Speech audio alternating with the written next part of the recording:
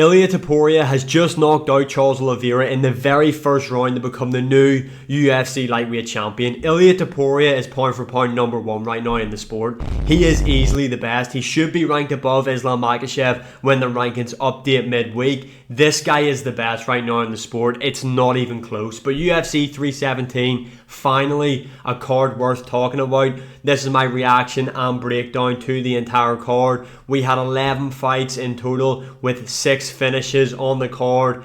Let's not waste any more time, get into the main event. What the fuck is going on here? Ilia Topuria beating Charles Oliveira in the very first round by KO. Look, I predicted Ilia Topuria to win. I thought he was going to knock Oliveira out inside the second round. I didn't think he was going to do it that quick. But again, this guy is that good. He is the best. There is nobody that is better than him right now in the sport of MMA. No glaze either. I'm just being honest. This guy is the best. Starting off, whenever Ilia Topuria was squaring off with Oliveira when they were being read the rules before they touched gloves, before the fight started, I was kind of sitting there thinking, Ilia Topuria looks really small compared to Charles Oliveira in there. And whenever the fight originally started and Oliveira landed that really nice calf kick on Ilia Topuria and then initiated the grappling right away with the double unders and looked to get the grappling going with Ilia Topuria, I thought Ilia was going to end up in trouble because Oliveira just looked massive compared to him in there. But Oliveira did start off, he landed a nice calf kick. He landed a nice right hand in one of the earlier exchanges as well, and then instantly went for the grappling. Oliveira then was able to get the double unders. It looked like he was going to look for like a body lock or a trip on Ilia, and Ilia just out-muscled him and ended up on top of Charles Oliveira, which is just insane that he was able to reverse position like that on someone like Charles Oliveira, because Charles Oliveira is really good at finishing the takedown from a body lock clinch position, but Ilia Topuria was able to out-muscle him and throw him off him, ended up on top of Charles Oliveira. He then was able to pass Charles Oliveira's guard with ease, absolute ease, and then get in to a crucifix position. Then you had Oliveira roll for a leg.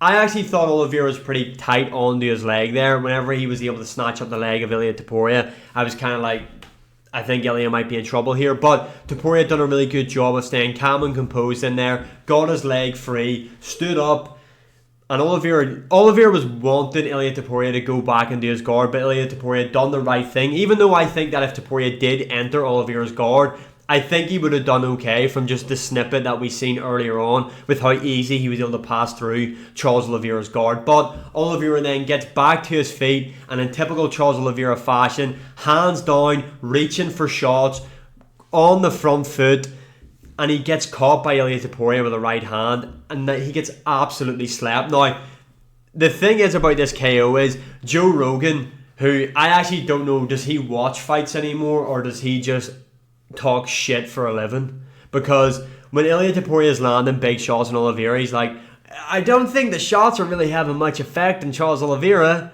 And then Oliveira's head is literally bouncing off the canvas like a fucking basketball. Ilia Topuria absolutely slapped Charles Oliveira in there. There is nobody right now in the UFC that will beat Ilia Topuria, in my opinion. He absolutely smokes Islam Makhachev. I've said this even before he made the move up the lightweight. He would be the one to beat Islam Makhachev. Islam Makhachev and his team know it. That's why they've went running to the welterweight division. Ilia Topuria, he is that guy, pal. Oliveira had all the tools to beat a Topuria in terms of physical tools. He's long, he's rangy, but that's just not Oliveira's game plan. And I said the way Oliveira fights, if you go back and watch my predictions video, the way that Oliveira fights is tailor-made for Topuria to KO him. He's constantly on the front foot. He's looking to get into close quarters with you. And against Ilia Topuria, it's just, you're digging your own grave at that point. If you're going to close the distance and look to trade with Topuria, you're digging yourself a grave in there. But that's the way Oliveira fights. He doesn't change. He always fights the same way. And I'm not going to be like, it's just me that knew this. Everybody knew that this was going to happen. Everybody predicted Topuria to win. I didn't think he was going to get the job done that quick. I thought the first round there would have been a bit of a feeling out process. I thought he would have chewed up the lead leg of Charles Oliveira. And then in the second round, he would have been able to get the timing of Oliveira. but that just wasn't the case. Ilia Topuria, like he said, he spoke it into existence. He knocked out Charles Oliveira in the very first round. Now, afterwards, we seen Paddy Pimblett get in the cage. I like Paddy Pimblett. I know him versus Topuria is probably the biggest fight you can make at lightweight right now, unless Islam moves back down. It's not the move, though. Arman Tsarukyan should be fighting Ilia Topuria next. I know Arman Tsarukyan fucked up UFC 311, but the guy was the backup fighter for this. For those who remember when Colby Covington was the backup fighter for Usman Leon, even though Colby had done literally jack diddly to even get into that position, he was granted the title shot after that. So I think the same should be done for Arman Tsarukyan. And the annoying thing as well is Ilia Topuria was mid calling out Arman Tsarukyan. He was talking about a lot of other guys in the audience, but it was mainly Arman that he was kind of going on. And Joe Rogan's like, do you mean Paddy Pimblett? No, he's talking about someone who pulled out because of a back injury, Joe. Has Paddy Pimblett done that? So shut the fuck up! Some of the stuff Joe Rogan was saying tonight was really pissing me off. But yeah, Ilia Topuria, great win. Pound for pound number one in my opinion. He higher than Khabib all time. Top 10 fighter of all time. Knocking out Volk, Max, Oliveira. Those are the three best back-to-back-to-back wins in UFC history. It's not even up for debate. This guy's pound for pound number one. He's the best. Moving on, in the co-main event, we have Pantoja versus Kai Kara-France. Speaking on the best, Pantoja is the best flyweight of all time. I don't want to hear Demetrius Johnson's name when we're talking about the flyweight goats. It's not him. He isn't the flyweight goat. It is Pantoja. Look, Pantoja's got 4 title defenses. I know he's a brave bit off Demetrius Johnson in title defenses, but names on resume have to count for something more. Pantoja has cleared out 6 of the top 10 in the flyweight division right now. He's beat a lot of the guys already in the division multiple times. He's fought in a way more competitive, a way better flyweight division than Demetrius Johnson. Like that performance against Kai Kara-France, he absolutely mogged him. Beat him up on the feet, controlled him on the mat with ease, and then found a rear naked choke. He absolutely smoked him, and it seems like he's on his villain arc now, complaining about the pound for pound rankings, which he is within his rights to do so because he should be pound for pound top 5. He should be. The way he's dismantling his entire division, this guy is a pound for pound top 5 great right now. Starts off the first round, gets the back of Kai Kara-France, was able to control him with a body lock, just drained the air out of him as well. Really good kicks as well from Pantoja. Really good kicks from him. Body kicks. Kai Kara-France couldn't get anything going at all. And I actually think Kai Kara-France, like I had said for ages before this fight was even announced, that I thought Kai Kara-France stylistically would have given Pantoja his toughest test. I thought he would have won the striking exchanges early against Pantoja, and we all know how good Kai Kara-France's balance and takedown defense is. So I thought this was going to be a really competitive fight that Pantoja would have taken over in the championship rounds, but this was domination from start to finish. Pantoja is the greatest flyweight of all time, and I see people saying about him moving up to fight Merab and shit like that, and I would love to see Pantoja versus Merab. I think that's a banger matchup, but if you're Pantoja moving up to fight Merab, it's a really difficult fight. It means giving up your belt. You're not a big enough name where if you lose to Merab, you move back down, you fight for the title. That's just not going to happen. He doesn't have that star power.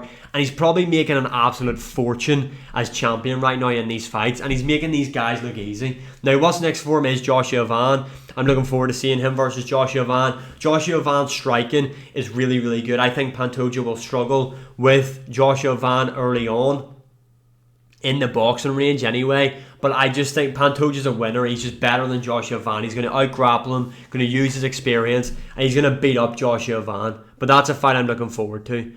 Speaking of Joshua Van, fight of the night by a country mile. Brandon Royval versus Joshua Van. Just quickly, this was another Joe Rogan line. Brandon Royval is just throwing a lot of shots with no sting behind them. So every fucking Brandon Royval fight, do you not watch this guy fight? He is the mini Nate Diaz. There's no power in his shots. He throws a lot of volume. But Joshua Van in there, like I thought Brandon Royval, this was a big jump up for Joshua Van. I thought he was going to fraud check him like he done Tatsura Taira in there. I thought the volume would be too much for him. Joshua Van in round 1 was quality over quantity. Brandon Royval was just throwing shit and hoping it stuck. Joshua Van was very patient in there, and the shots that he was landing on Brandon Royval, and they're really, really, really good boxing from Joshua Van. I think he might be one of the best boxers in the UFC. Now, as the fight went on, Joshua Van definitely won the first round. Round 2, it might just be me, I give it to Brandon Royval. Royval was landing the jab. Like, Royval in round 2 found his rhythm. Look, if this was a 5-round fight, I know Joshua Van nearly finished him in the last couple of seconds of round 3. I think Royval would have took it, because Royval was doing really well in the third round as well. But in the second round, he was landing his jab. He was peppering up Joshua Van. Yes, Joshua Van was probably landing the more cleaner shots. But when you go back and watch that fight again, I've watched it twice now, Royval was really peppering him with that jab in the second round. In the third round, much more of the same, just a lot of striking exchanges in there. Joshua Van was getting the better of him in the third round. You could see Joshua Van was landing the more punishing shots as well, just by the damage on Brandon Royval's face. That's a difference in their striking. You know, Joshua Van is a lot more patient, a lot more calculated, looking to land more cleaner, better, more damaging shots, where Royval is literally a mini Nate Diaz. He's looking to just pepper you up with shit, with volume, drawing you in there, and then potentially get the finish if you're drained. And just the damage is just compounded on you, and that's how he looks to get you out of there. But Joshua Van, Royval, very competitive in the third round, and then Joshua Van nearly got the finish at the very end of the third round to solidify him the winner. Really good performance. Really, really good. The fact the guy's 23 years of age now, coming off a win not that long ago either at the last pay-per-view, or I can't remember when he fought, against Bruno Silva. To then step in to fight the number 1 guy in the division outside of the champion in Royval, and to do that to him was really impressive. I'm really looking forward to this Pantoja Joshua Van fight. I think Pantoja is going to beat him. I think he will finish Joshua Van by sub. What's next for Brandon Royval? He hinted at the shot of moving up the bantamweight. Even if he had won this, just go for it. I think now is the time to move up. Moving on, we have got Beneil Dariush, Money Moicano. Beneil Dariush, I picked him as the underdog. He's still my boy. He actually looked really good in there. Now, obviously, in the first round, he got caught by a right hand from Money Moicano that dropped him. But outside of that, Beneil Dariush was looking really, really good in there. Now, sometimes when Moicano would close the distance and they would end up in close quarters with exchanges, Beneil Dariush kind of throws like this. But outside of that, his striking actually did look pretty good. He is extremely slow, though. That is something. He is really slow. Sometimes it looks like he's fighting underwater. But the kicks, the inside low kick from Beneil Dariush was awesome. I know a lot of people are saying Moicano wasn't active and he was gassed, and that is true. But the inside low kick was just disrupting the rhythm of Moicano all the time. In round 1, the body kicks that Beneil Dariush was just able to land at will on Moicano. Obviously, Moicano dropped him with that big right hand. Still concerns around Beneil Dariush's chin, but there always has been, because Moicano isn't a big puncher. But yeah, as the fight went on, Beneil Dariush just used his grappling and just outworked Moicano, outpaced him, outgritted him. Good performance. I'm glad to see Beneil Dariush is back in the win column. Peyton Taba versus Felipe Lima. A boring fight, to be honest, but it's clear that Talbot has been working on his wrestling in the sheets with Frank Ocean, so congrats to him on that one. What's next for Peyton Talbot? I reckon you do him versus Cody Garbrandt. He's back in the win column. He's going to have a bit of hype around him. Let's keep building up the hype. Let's see who is the better of the Barcelos sons, him or Garbrandt. Moving on to the prelim headliner.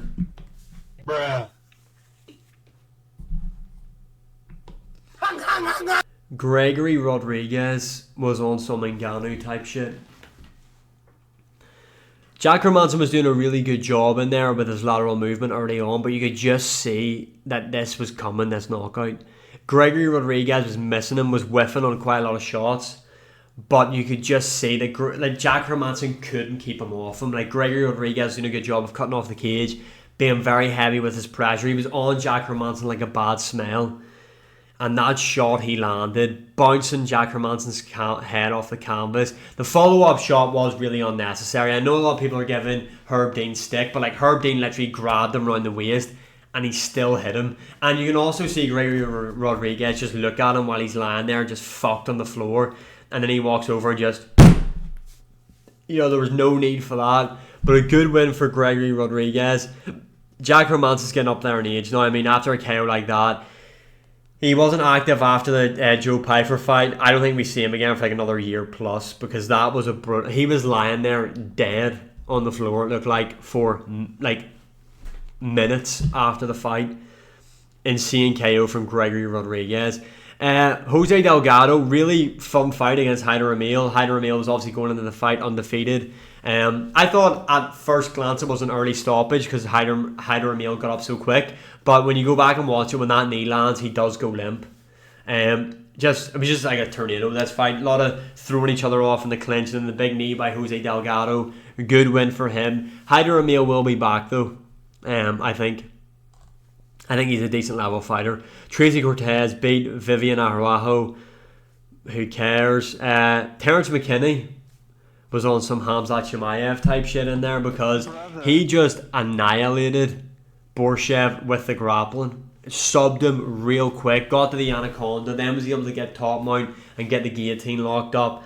Really impressive performance. Like, Terrence McKinney sometimes looked like this guy's a world beater. I know Borshev is shit, but you know what I'm trying to say. And then other times you're like, this guy's ass. Great win for him. Nico Price versus Jacob Smith. Jacob Smith got the submission over Nico Price. At this point in Nico Price's career, I was expecting Jacob Smith to look a bit better in there. His striking did look a bit flawed, but again, early in his career, and I think there's a lot to build off here with Jacob Smith. And finally, Jonathan Deniz versus Alvin Hines. It was a pretty good heavyweight scrap. Overall, UFC 317 is one of the best cards we've seen in a while.